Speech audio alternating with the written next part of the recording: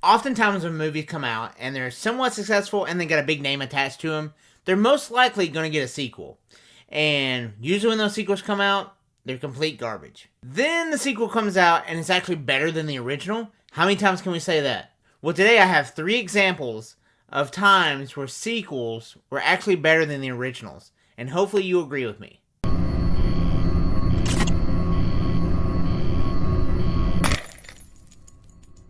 First up on the list, in 2005, Christopher Nolan decided he's going to revive the Caped Crusader. Now, I've always been a big Batman fan my whole entire life, as a kid. For me, it was always Michael Keaton. Michael Keaton will always be Batman for me. I just thought that he was the total package as far as playing Bruce Wayne and Batman. I don't really acknowledge the Val Kilmer Batman Forever. And the best thing to come from Batman Forever was Seal, Kiss from a Rose. I'm not wrong.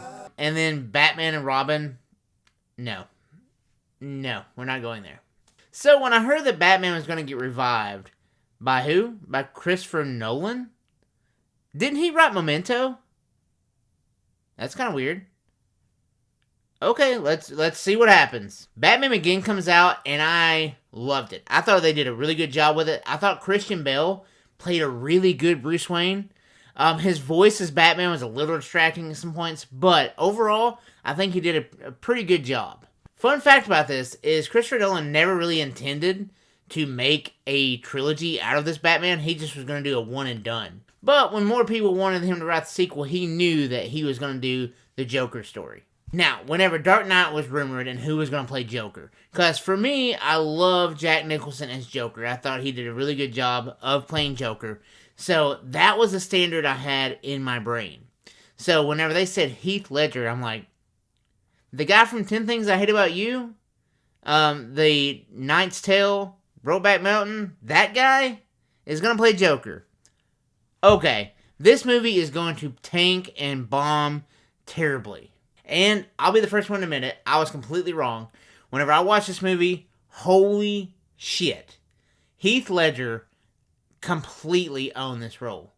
It's really sad that, his downfall and everything happened where he died before he actually saw the success of The Dark Knight, which is really sad to me because I think he did a terrific job as Joker. I would honestly say I'd put this performance down as like top 10, top 20 at least of single performances in a movie of all time. Now, when Dark Knight came out, it kind of not only raised excitement for a trilogy, but it also kind of revived Batman as well, because Batman, you gotta think, had been stagnant for at least 13 years. No one was really excited about a Batman movie, probably since Batman Returns with Michael Keaton. That Batman I thought was the last good Batman, but no, Christopher Nolan proved us all wrong. Example number 1 of the sequel being better than the original. Number 2 up on the list, and this might be a little bit of controversy because there's different generations of Star Wars fans that they all have their favorite movie, and everyone I talk to has a different one. And every time that I ask a Star Wars fan which one is their favorite Star Wars, you can kind of tell which generation they grew up with. I grew up with the older Star Wars. I had an older brother that, of course, is a huge Star Wars nerd. So the 4, 5, 6, that is the Star Wars for him. I know people that are a little bit younger than me that 1, 2, 3 is their favorites. And then now I don't know anyone who can say that the last 3 is their favorites. But, you have different tastes. But in 1977, George Lucas brought his visionary onto the screen with Star Wars A New Hope. And honestly, it's like no one had ever seen this before. Of course, in 1977, I wasn't even thought of yet. I wasn't even a twinkle in my daddy's eye. But when growing up, like I said, with the older brother, Star Wars was the biggest thing. I think Star Wars, just looking back over cinematic history, I think Star Wars was the first huge blockbuster that the world experienced. No one had ever experienced something like Star Wars. It was the first of its kind.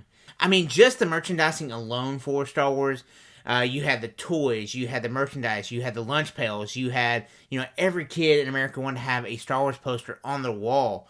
Then you had these cool, larger than life characters that you're like, what's a lightsaber? How do you use the Force? What is all this stuff? It just captured the imagination of everyone. Because no one had ever seen anything like this.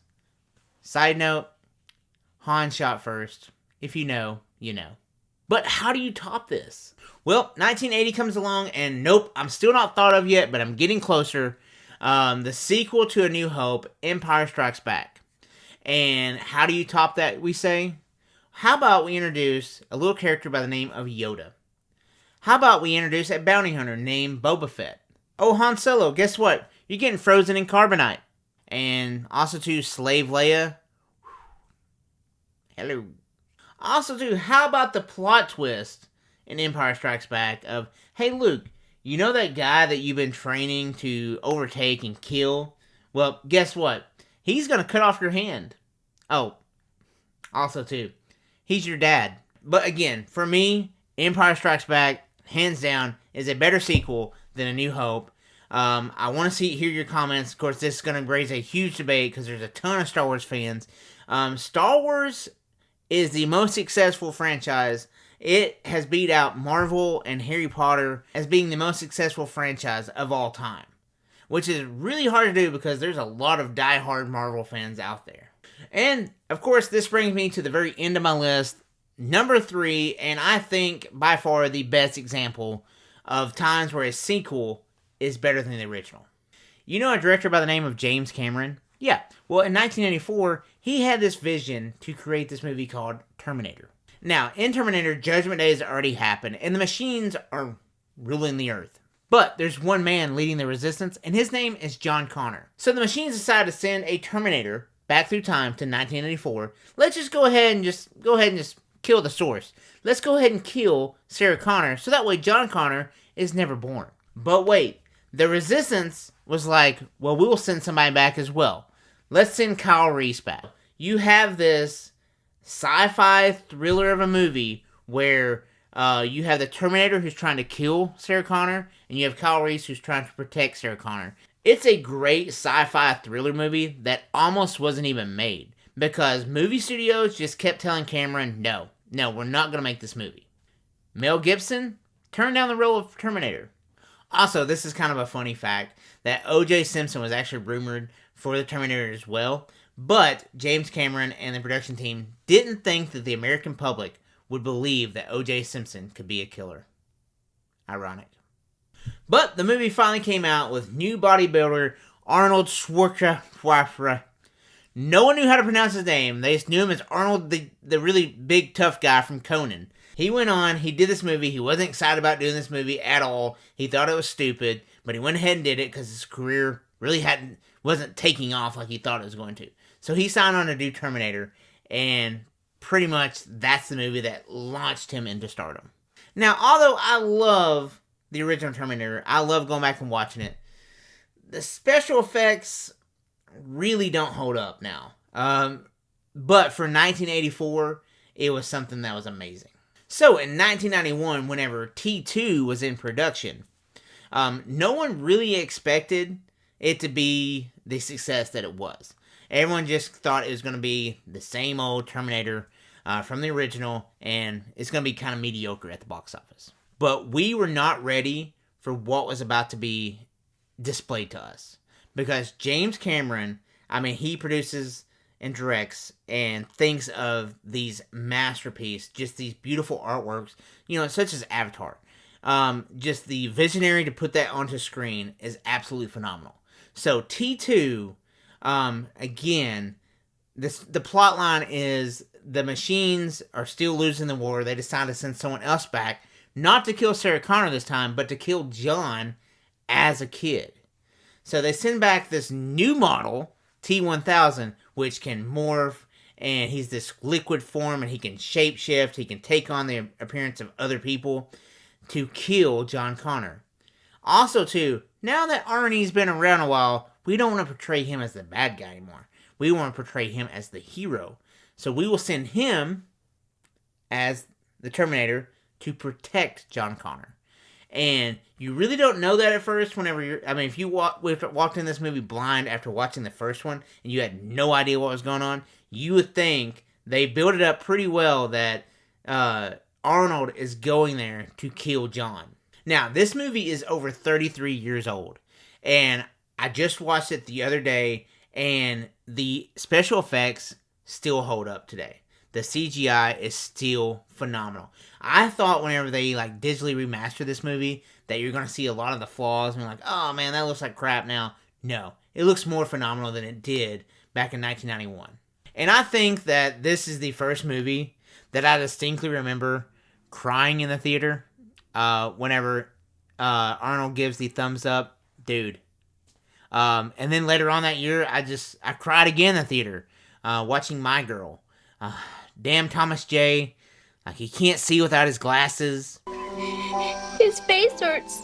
And where is his glasses? He can't see without his glasses. He needs his glasses. But that's my top 3 as far as times where sequels were better than the original. I'm curious to hear from you guys. I'm curious to hear this debate get going. Drop me a comment down below. What's your thoughts? What's your best sequel that I didn't even mention today? What's the best sequel you think of when you think of sequels better than the originals? Guys, I appreciate you checking out today's video. If you want to help support me and help support this channel, it's hitting the thumbs up button down below. If you're not a subscriber, I promise you there'll be no one more grateful to have you as a subscriber than me. And then out beside that, if you want to stay up to date with all the content, just turn on that little bell notification and select all. And then YouTube will send you a nice little notification whenever I upload a new video. I do offer channel memberships now. If the link will be down in the description. If you would like to become a channel member just like these awesome people on the screen, make sure you do so. It's just $3.99 a month. Help support me. Help support this channel. Guys, that's all I have for you guys today. I appreciate you. Mom, I love you. And I'll see you guys in the next video. Thanks, guys. Hey, if you want to watch another video, click here. If you want to subscribe, click over here. As always, thanks for watching, guys.